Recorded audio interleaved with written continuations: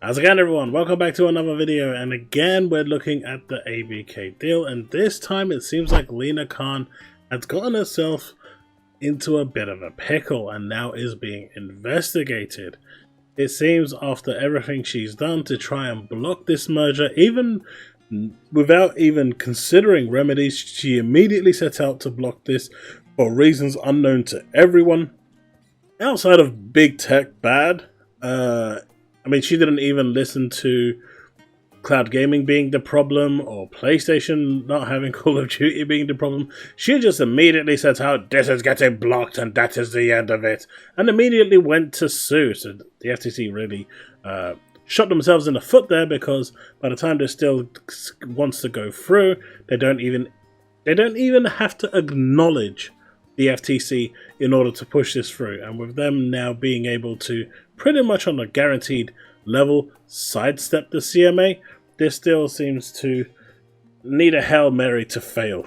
But as they will say, it's not over until it's over. But we do have a bit more news today, and in particular regarding Lina Khan.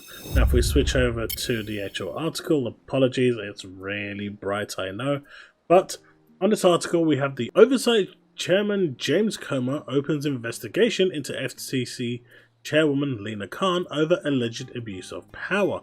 And this has been something that's been ongoing for quite some time now, where a lot of documents and evidence has been brought forward that Lina Khan has effectively ignored the rule of law, the court precedents that have been set, and decided to go completely rogue under President Biden's, I guess, protection to do whatever the hell she likes. And well, now this is coming full circle, and it looks like, as it always ends with politics, she's going to be made a scapegoat because there's no one that's going to come to her defense if, the shit hits the fan, as the proverbial saying goes.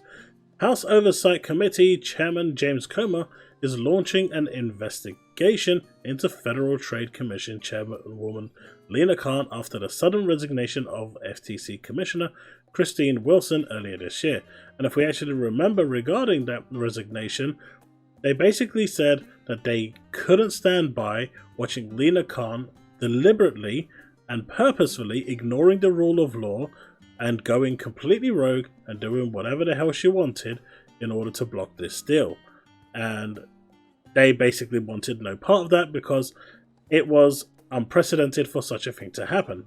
Comer sent a letter Thursday requesting all documents and communications related to allegations made in Wilson's resignation letter, including abuses of power and disregard for the rule of law and federal ethics standard, per Comer.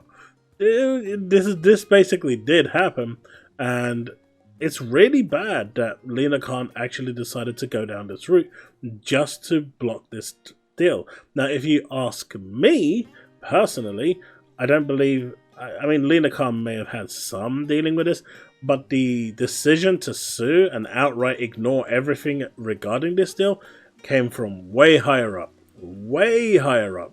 She's just a pawn in all of this. But she's also going to be the one that takes the full brunt of the media and everyone else. And some of the messages that are being said about her really uncalled for, but still, that is my personal belief. Take that as you will. But let's continue.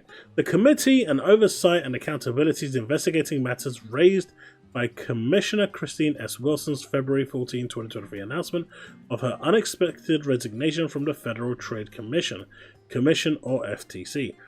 Commissioner Wilson declared her intent to resign over deep concerns that the Commission, under current Chair Lina M. Khan's leadership, is abusing its power and disregarding the rule of law due to process and federal ethics laws, Comer said in the letter. We seek documents and information to shed light on Commissioner Wilson's allegations and determine the extent to which the Commission has deviated from its mission to protect America's consumers.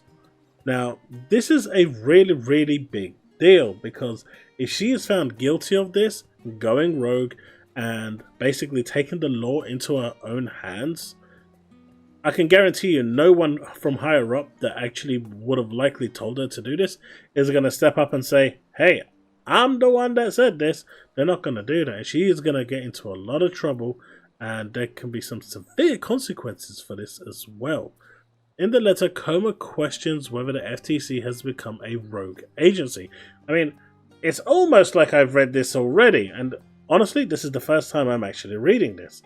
Under Khan and inquiries as to whether the White House had any influence on Khan's leadership. At least I'm not the only one thinking like this, because realistically, that is what happens. In fact, I would go as far as saying that the CMA actually blocking it wasn't the CMA blocking it, because they have no clue. After that hearing we saw, the CMA had no defense for blocking the deal. They couldn't come up with one justification to say why they blocked the deal. They got completely slapped left, right, and center, and just continued to say no, no, no. But I'm pretty sure that the decision to block, to show some power within the UK, came from much higher up. In my opinion, likely from the same person that Brad Smith is going to see this week or next week. Jeremy Hunt. He is probably the, sleaziest out of all of them. And if it ever came out that he was the one that told the CMA to block it on first input, we'll let it go to a CAT tribunal, and then when it comes back, ask for remedies and pass it, just to show the CMA's willpower and strength to the rest of the world, I guarantee you I would not be surprised. I actually expect this from him and from within the government. It's normal. They basically use a pawn to show their strength, and then when the shit hits the fan, as they say, well, they're left out to dry, and the wolves are there to tear them to pieces, and they will not get themselves involved. This way, they maintain their integrity, they look like the heroes when they fix the problem, and the person who's getting ruined is the pawn.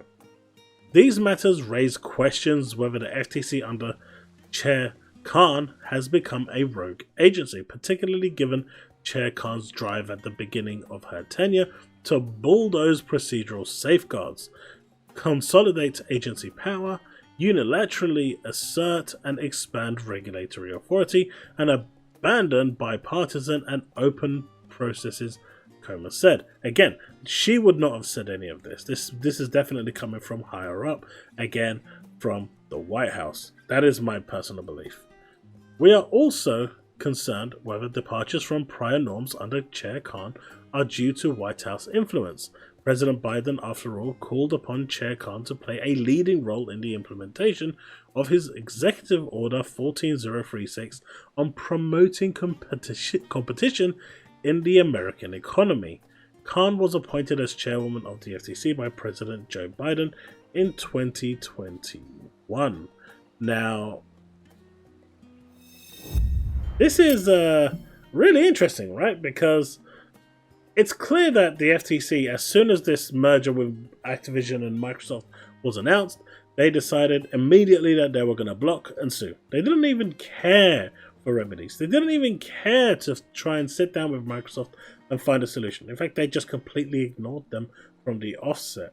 And now, because of the fact that they went to sue immediately, they're completely out of the equation and can be completely ignored. And the reality is, when it goes to court, her defense is so weak that it's just going to get bypassed and it's going to fall through. And if she has any common sense, she's probably going to pass it. If this deal gets blocked in the US for the FTC and the judge passes it, you can guarantee yourself 100% that an executive order was made. There's no two ways about it. The FTC literally has no case at all to block this. And they knew that from the offset, but they still blocked it and immediately went to sue to prevent Microsoft from trying anything to actually change the decision.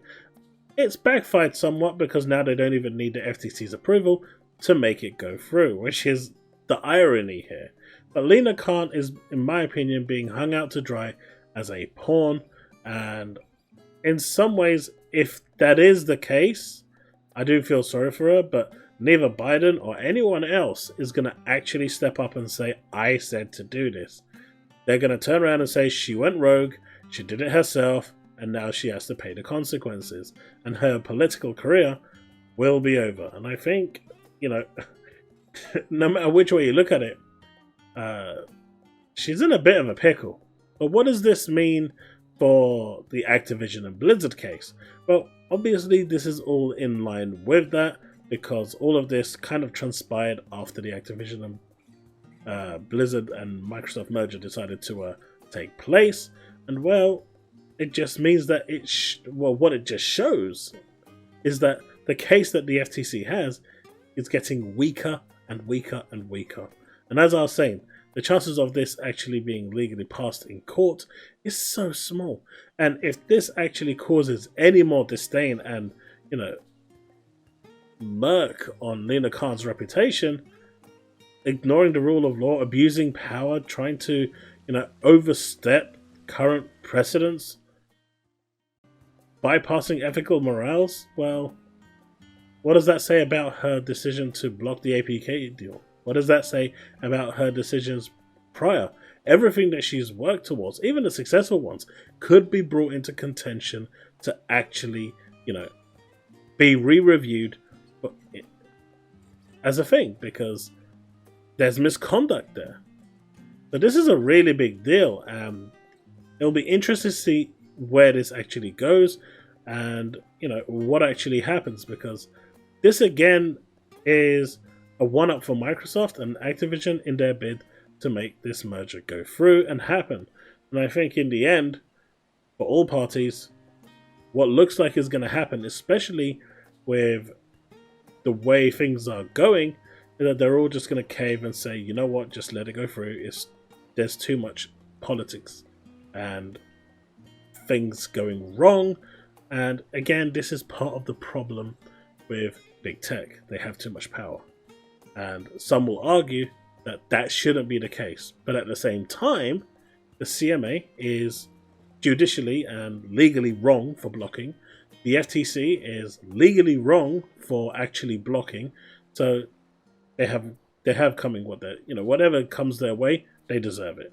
If they're going to breach the law and not, you know, proceed with how the law works and follow the rule of law, then it's fair game for anyone to decide to bully their way through, in my opinion. It's not right, and two wrongs don't make a right. But in the end, if this is accepted and it goes through, what other deal is the FTC or the CMA illegally gonna block under, you know, no grounds at all? You let me know in the comment section below what you think, and let's have that discussion. Thanks so much for watching. I'll see you next time. Remain legend.